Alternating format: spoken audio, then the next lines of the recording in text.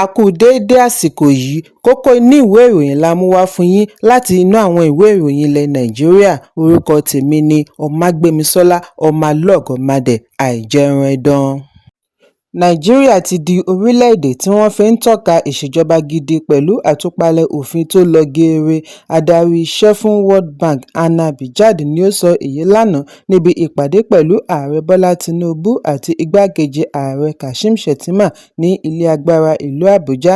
Lára àwọn tí wọ́n jọ gba àlejò ọ̀gá àgbà World Bank láti rí Minister of Finance Wálé Ẹdùn àti igbákejì olórí òṣìṣẹ́ sí ààrẹ Ibrahim Hassan Adéjìá. Anna Bijad náà kọ́wọ̀ọ́rìn pẹ̀lú àwọn òṣìṣẹ́ ilé-iṣẹ́. Adarí World Bank gbóríyìn fún àṣeyọrí àtúpalẹ̀ òfin Nàìjíríà láti ọdún méjì sẹ́yìn, pàápàá jùlọ bí Nàìjíríà ṣe ń tẹ̀síwájú pẹ̀lú gbogbo ìpèníjà. Èyí sì ti mú ìgboyà wá fún àwọn tí wọ́n fẹ́ ṣe ìdásílẹ̀ ilé-iṣẹ́ aṣòfin àti ẹ̀ka aládàáni. Ààrẹ Tinubu sọ àsọdájú àfojúsùn ìjọba lórí àtúpalẹ̀ òfin tó ń lọ lọ́wọ́ bí ó ti ní kò sí bí ìṣòro ṣe lè pọ̀ tó, àwọn kò ní dẹ̀yìn. Ààrẹ ní àyọkúrò ìrànwọ́ lórí epo àti pàṣípààrọ̀ owó ilẹ̀ òkèèrè kọ́kọ́ dá ọ̀wọ́ngógó sílẹ̀, ṣùgbọ́n gbogbo rẹ̀ ti rọlẹ̀. Owó náírà ti dúró déédéé, àlékún ti bá ìgboyà àwọn olókoòwò pẹ̀lú ìrọ̀rùn àti dá okòòwò sílẹ̀. Gẹ́gẹ́ bí àlàyé Tinubu, pẹ̀lú ọwọ́ mímọ́, ìṣirò tó múnádóko àti òfin tó dúró déédéé transparency, accountability and stable policies, Ààrẹ Tinubu tọ́ka àyípadà ètò ọ̀gbìn gẹ́gẹ́ bí èyí tí ìṣèjọba rẹ̀ mú lọ́kùnkúndùn. Ẹ̀kúnrẹ́rẹ́ ìròyìn wà nínú ìwé ìròyìn The Nation tó jáde lónìí. Lánàá ni ìjọba ìpínlẹ̀ Kogi pàṣẹ kí wọ́n ti gbogbo iléèwé alákọ̀ọ́bẹ̀rẹ̀ àti sẹ́kọ́ńdírì pa pẹ̀lú àwáwí àti dènà ìṣòro ààbò. Alága ẹgbẹ́ àwọn olùdásílẹ̀ iléèwé aládàáni NAPPS ní ìpínlẹ̀ Kogi Reuben Jimoh fìdí ìṣẹ̀lẹ̀ yìí múlẹ̀. Bí ó ti ní ìsinmi ráńpẹ́ mid-term break tí ó yẹ kí ó wáyé ni wọ́n ti gbé wá síwájú emergency lockdown. Iléèwé yóò ṣí padà ní ọjọ́ 16 oṣù kejì. Kọmíṣánná fún ìròyìn ní ìpínlẹ̀ Honorable Kingsley Fáńwò ṣe àpèjúwe ìgbésẹ̀ yìí ní àmójútó látàrí ìròyìn tí àwọn gbà.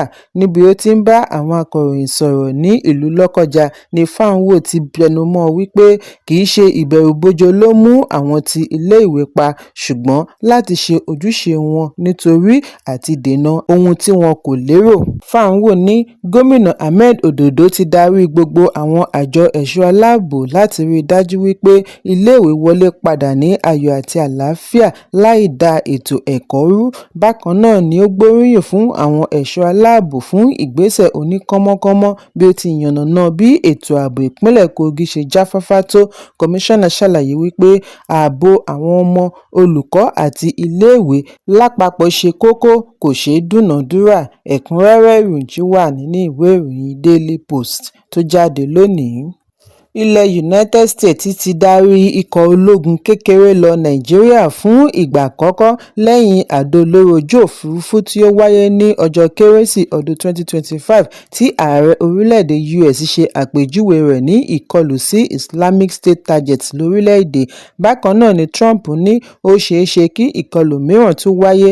Iléeṣẹ́ ìròyìn Reuters jábọ̀ wípé US ti ń ṣe ìtọpinpin surveillance flight lórí Nàìjíríà láti orílẹ̀-èdè Ghana lágbègbè láti ìparí oṣù kọkànlá ọdún 2025 tí wọ́n fi ń pèsè àlàyé kí ìdúgbàmù oṣù kejìlá tó wáyé. Gẹ́gẹ́ bí àlàyé Reuters àná, ìgbésẹ̀ yìí jẹ́ àdéhùn láàrin ìjọba àpapọ̀ àti Washington láti fi mú ìbáṣepọ̀ tó jinlẹ̀ wá tako ìwà dàlúrú tó ń fojoojúmọ́ wálẹ̀ jì sí ní ìwọ̀ oòrùn Áfíríkà. Ẹ̀kúnrẹ́rẹ́ ìròyìn wà nínú ìwé ìròyìn Punch tó jáde lónìí. Iléeṣẹ́ panápaná ìpínlẹ̀ Ọ̀yọ́ ti rí òkú ọ̀gbẹ́ni ẹni ọgbọ̀n ọdún kan Ṣínà Adédèjì àti ọ̀gbẹ́ni mìíràn ẹni ọdún márùndínláàádọ́ta 45 tí wọn kò dárúkọ rẹ̀ ní agbègbè ọ̀tọ̀ọ̀tọ̀ láàrin ìpínlẹ̀ Ọ̀yọ́. Ọ̀kan nínú àwọn olóògbé yìí ń gbìyànjú àti dóòlà ẹ̀mí ewúrẹ́ tí ó fi já sínú kànga amúgbálẹ́gbẹ̀ẹ́ gómìnà Ṣèyí Mákindé lórí àtúnṣe iná. Maruf Akínwándé ni ó ṣe àfihàn yìí nínú àtẹ̀jáde àná àná. Níbẹ̀ ni ó ti ṣàlàyé wípé Adédèjì já sínú kànga ní agbègbè Ajé-Ìkọ̀sẹ̀, ìjọba ìbílẹ̀ Àríwá Ògbómọ̀ṣọ́, ìlú Ògbómọ̀ṣọ́.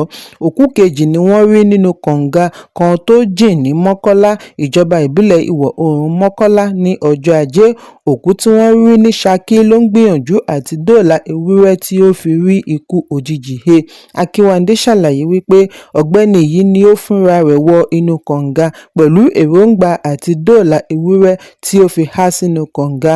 Ìṣẹ̀lẹ̀ tí Ògbómọ̀ṣọ́ wáyé níbi Ṣínà Adédèjì ti ń gbìyànjú àti yọ dòòrò nínú kànga. Ìjọba wá ṣe ìkìlọ̀ fún ará ìlú kí wọ́n máa mú ẹ̀mí wọn lọ́kùnkúndùn nínú gbogbo ohun tí wọ́n bá ń ṣe nítorí ẹ̀mí ò láàárọ̀. Ẹ̀kúnrẹ́rẹ́ ìròyìn wà nínú ìwé ìròyìn Punch tó jáde lónìí. Àjọ ọ̀tẹlẹ̀múyẹ́ DSS ti fi ojú Attorney General tí ó tún jẹ́ mínísítà àná fún ẹ̀ka ìdájọ́ AGF Agbamòfin Abubakar Malami àti ọmọkùnrin rẹ̀ Abdulazeez bá ilé-ẹjọ́ lórí ẹ̀sùn oníkókó 5 tí ó dá lórí ìwà dàlúrú àti ohun ìjà olóró nípamọ́ lọ́nà àìtọ́ illegal firearms possession. Bàbá àtọmọ ni wọ́n ń jẹ́jọ́ ní ilé-ẹjọ́ gíga ìlú Àbújá. Bákan náà ni wọ́n fi ẹ̀sùn kan Malami wípé ó kọ̀ láti ṣe ẹjọ́ pẹ̀lú àwọn afẹ̀sùnkàn adàlúrú tí wọ́n fi ìwé ẹ̀sùn wọn ránṣẹ́ sí nígbà ìṣèjọba rẹ̀ gẹ́gẹ́ bí mínísítà ẹ̀ka ìdájọ́. Wọ́n tún fi ẹ̀sùn kan Malami àti ọmọ rẹ̀ wípé wọ́n ní ilé ìkẹ́rùsí tí wọ́n fi ń kó ohun ìjà olóró pamọ́ sí ní ilé wọn ní Gẹ̀ẹ́sì Phase 2 ìjọba ìbílẹ̀ Birnin Kebbi, ìpínlẹ̀ Kebbi láì gba àṣẹ lọ́wọ́ ìjọba. Malami àti Abdulazeez bẹ̀bẹ̀ wípé àwọn kò jẹ̀bi ẹ̀sùn nígbà tí wọ́n kà á sí wọn létí. Abánirojọ́ Prosecuting Counsel Callistus Eze wá rọ ilé-ẹjọ́ kí ó fi àwọn afẹ̀sùnkàn sí àkàtà àjọ DSS kí ó sì fi ọjọ́ sí ìgbẹ́jọ́ mìíràn. Defence Counsel Agbamòfin Shuaibu Arwan béèrè fún ìyọ̀ǹda bí ó ti ṣe àríyànjiyàn wípé olùjẹ́jọ́ ti fẹ̀kàn tẹ́lẹ̀ lò kọjá ọ̀sẹ̀ 2 lákàtà àjọ DSS, ṣùgbọ́n adájọ́ Joyce Abdulmalik kọ ẹ̀bẹ̀ yìí bí ó ti fìdí ẹ̀ múlẹ̀ wípé ilé-ẹjọ́ gíga máa ń ṣe àkọọ́lẹ̀ gbogbo iṣẹ́ wọn. Lẹ́yìn èyí ni ó pàṣẹ kí wọ́n fi àwọn olùjẹ́jọ́ sí àkàtà àjọ DSS bí ó ti fi ìgbẹ́jọ́ mìíràn sí 20 oṣù kejì. Ẹ̀kúnrẹ́rẹ́ ìròyìn wà nínú ìwé ìròyìn The Nation tó jáde lónìí. Alága àjọ elétò ìdìbò INEC ọ̀jọ̀gbọ́n Joash Amupitan ti ṣe àfihàn wípé àgbéyẹ̀wò ẹ̀rọ ìforúkọsílẹ̀ orílẹ̀-èdè ṣe àfihàn orúkọ àwọn tí ó ti di olóògbé tí ó sì wà ní àkọọ́lẹ̀ orúkọ àwọn olùdìbò. Amupitan sọ èyí níbi ìpàdé àkọ́kọ́ First Quarterly Meeting pẹ̀lú ẹgbẹ́ Civil Society níbi tí ó ti fìdí ẹ̀ múlẹ̀ wípé INEC kò ní pẹ́ bẹ̀rẹ̀ verification jákèjádò orílẹ̀-èdè láti fi ṣe àfọ̀mọ́ àkọọ́lẹ̀ orúkọ. Ọ̀gá INEC ṣàlàyé wípé verification tí wọ́n ń gbèrò rẹ̀ ní láti fi ṣe ìdánimọ̀ kí wọ́n sì yọ àwọn orúkọ tí kò lẹ́tọ̀ọ́ kúrò lára orúkọ àwọn tí ó láǹfààní àti dìbò. Amupitan ṣe àpẹẹrẹ ìgbà ìdìbò ìpínlẹ̀ Anambra níbi tí àwọn tí ó fi orúkọ sílẹ̀ ti jẹ́ 2.9 mílíọ̀nù ṣùgbọ́n tí àwọn ẹgbẹ̀ta péré 600 jáde wá dìbò.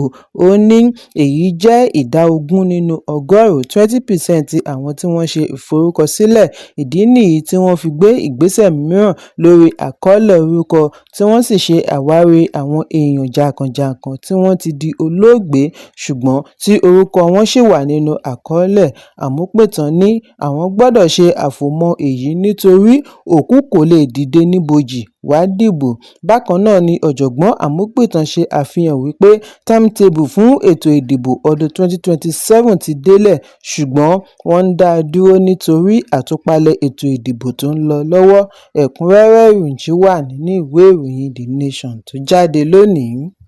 Ikọ̀ ọlọ́pàá ìpínlẹ̀ Benue ti fìdí ẹ̀ múlẹ̀ wípé Assistant Superintendent of Police tí ó wà pẹ̀lú 13 Police Mobile Force wà lára àwọn 5 tí wọ́n ṣekú pa níbi ìkọlù alágbára tí àwọn agbébọn ṣe sí ìlú Abande ní ìjọba ìbílẹ̀ Kwande. alūkkóró ọlọ́pàá ìpínlẹ̀ DSP Edet Udeme ni ó fìdí èyí múlẹ̀ nínú àtẹ̀jáde òní ní ìlú Makurdi. Gẹ́gẹ́ bí àlàyé Udeme, àwọn 4 ìyókù jẹ́ olùgbé inú ìlú tí ìkọlù ti wáyé. DSP ṣàlàyé wípé DPO ní ìjọba ìbílẹ̀ Jatauaka gba ìpè pàjáwìrì distress call lánàá ọjọ́ 3 oṣù kejì wípé àwọn afurasí adàlúrú ti bẹ̀rẹ̀ ìkọlù sí àwọn òṣìṣẹ́ ọlọ́pàá tí wọ́n darí sí ìlú Abande pẹ̀lú àwọn olùgbé. ESP tí ó wà lẹ́nu special assignment ní ìlú yìí fi ara kááṣá níbi ìkọlù bí aráàlú 4 ṣe pàdánù ẹ̀mí wọn. Udeme fi kún un wípé kọmíṣánná ọlọ́pàá ìpínlẹ̀ Ifeanyi Emenare ti pàṣẹ fún deputy commissioner kí ó tètè gba ìṣàkóso agbègbè, ṣe àwárí àwọn oníṣẹ́ láabi kí wọ́n sì fi wọ́n jófin. Ẹ̀kúnrẹ́rẹ́ ìròyìn wà nínú ìwé ìròyìn Daily Post tó jáde lónìí. Lẹ́yìn ìṣẹ̀lẹ̀ oró ejò tí ó wáyé lórílẹ̀-èdè, ilé aṣòfin ti ké sí ìjọba ní gbogbo ìpele kí ó tètè wá ojútùú sí ìṣòro pàjáwìrì ní ẹ̀ka ètò ìlera nípa kíkànńpá láti máa ní àpò oró ejò àti àwọn nǹkan mìíràn tí ó lè dóòlà ẹ̀mí ní gbogbo ilé ìwòsàn káàkiri Nàìjíríà, pàápàá jùlọ láwọn agbègbè tí ejò pọ̀ sí. Ìgbésẹ̀ yìí ń wáyé lẹ́yìn àbá láti ọ̀dọ̀ aṣòfin ìwọ̀-oòrùn ìpínlẹ̀ Èkó, Idayat Adébúlé, gẹ́gẹ́ bí ìgbésẹ̀ tí ó ṣe kókó tí ó jẹyọ látara omidan olórin ẹni ọdún 26 Ifunanya Nwangene tí gbogbo ènìyàn mọ̀ sí Naira tí ó di olóògbé ní ọjọ́ Àbámẹ́ta ní ìlú Àbújá látara oró ejò. Wọ́n ní wọ́n gbé dìgbàdìgbà re ilé ìwòsàn fún ìtọ́jú ṣùgbọ́n tí wọn kò ṣàmójútó rẹ̀ látara àìní àpò oró ejò ní ilé ìwòsàn. Ẹ̀kúnrẹ́rẹ́ ìròyìn wà nínú ìwé ìròyìn Daily Post tó jáde lónìí.